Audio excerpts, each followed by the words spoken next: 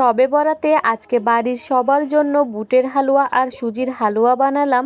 হালুয়াগুলা খেতে কিন্তু অনেক মজা হয়েছে। তো চলুন ভিডিওটি প্রথম থেকে শুরু করা যাক। হ্যালো এভরিওয়ান, আসসালামু আলাইকুম। কেমন আছেন সবাই? আশা করি সবাই খুবই ভালো আছেন। শবে বরাতের দিনে আমি হালুয়াগুলো বানিয়েছি। আমি এতটাই অলস যে ভিডিও ভয়েসের জন্য ভিডিওটি আপলোড করতে পারিনি। যাই হোক, আজকে ভয়েস দিয়ে এডিট করে ভিডিওটি রেডি করলাম। আপনারা পুরো ভিডিওটি দেখবেন আর আমাকে কমেন্ট করে জানাবেন হালুয়াগুলো বানানো কেমন হয়েছে। প্রথমে আমি সুজির হালুয়া বানাবো, তাই ঘি দিয়ে সুজিটাকে খুব ভালো করে ভেজে নিয়েছি।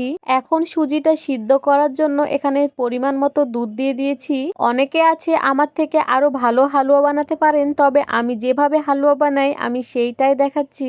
এখন মিষ্টির জন্য পরিমাণ মতো চিনি দিয়ে দিব। আগে ছোটবেলায় মা চাচিরা অনেক অনেক হালুয়া রুটি বানাতো আর একে অপরকে দিয়ে বেড়াতো। এখন তো আর সেই দিনগুলো দেখতে পাই না।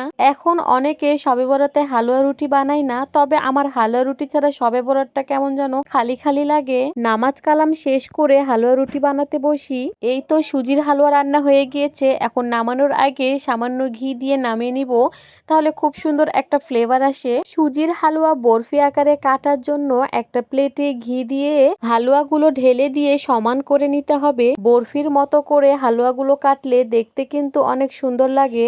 এখন হালুয়া সৌন্দর্যের জন্য ওপর থেকে বাদাম আর কিশমিশ ছড়িয়ে দিব। বাদাম আর কিশমিশ দেওয়ার পরে হাত দিয়ে চেপে চেপে বসিয়ে দিব। তারপর হালুয়াটা ঠান্ডা হয়ে গেলে ইচ্ছা মতো সাইজ দিয়ে কেটে নিতে হবে। তাহলেই রেডি হয়ে গেল সুজির বরফি হালুয়া। বুটের ডালের হালুয়া বানানোর জন্য আমি আগে থেকেই বুটের ডালটা ভিজিয়ে রেখেছিলাম। এরপর খুব ভালো করে ডালটা ধুয়ে নিয়েছি। প্রেসার কুকারে পরিমাণ মতো পানি দিয়ে ডালটা সিদ্ধ করে নিব।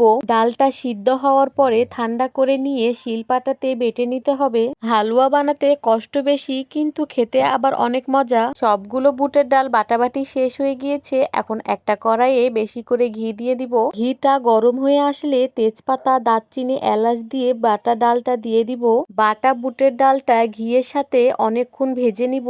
ডাল বাটাটা একটু শক্ত হয়েছে, তাই নাড়তেও একটু কষ্ট হচ্ছিল। অনেকক্ষণ নাড়াচাড়া করার পরে পরিমাণ মতো চিনি দিয়ে দিলাম। আমি প্রতি বছরে শবে বরাতে হালুয়া রুটি বানাই। হালুয়ার মধ্যে আমার সবচেয়ে পছন্দের হালুয়া এই বুটের হালুয়াটা। হালুয়াটা হয়ে গিয়েছে। এখন ওপর থেকে একটু গুঁড়া দুধ ছুটিয়ে দিব আর ওপর থেকে 2 থেকে 3 চামচ ঘি দিয়ে খুব ভালো করে মিশিয়ে নিয়ে নামিয়ে নিব। তাহলেই রেডি হয়ে গেল।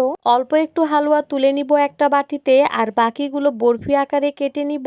একটা প্লেটে ঘি মাখিয়ে নিয়েছি। এখন হালুয়াগুলো ঢেলে খুব ভালো করে সমান করে নিতে হবে। সমান করার পরে ওপর থেকে বাদাম আর কিশমিশ ছিটিয়ে দিতে হবে। তাহলেই রেডি হয়ে গেল বুটের ডালের হালুয়া। হালুয়াগুলো ঠান্ডা হয়ে গেলে আমি বরফির মতো করে কেটে নিব। হালুয়াগুলো কেমন হয়েছে অবশ্যই কমেন্ট করে জানাবেন। আজ এইটুকুই, সবাই ভালো থাকবেন। আল্লাহ হাফেজ।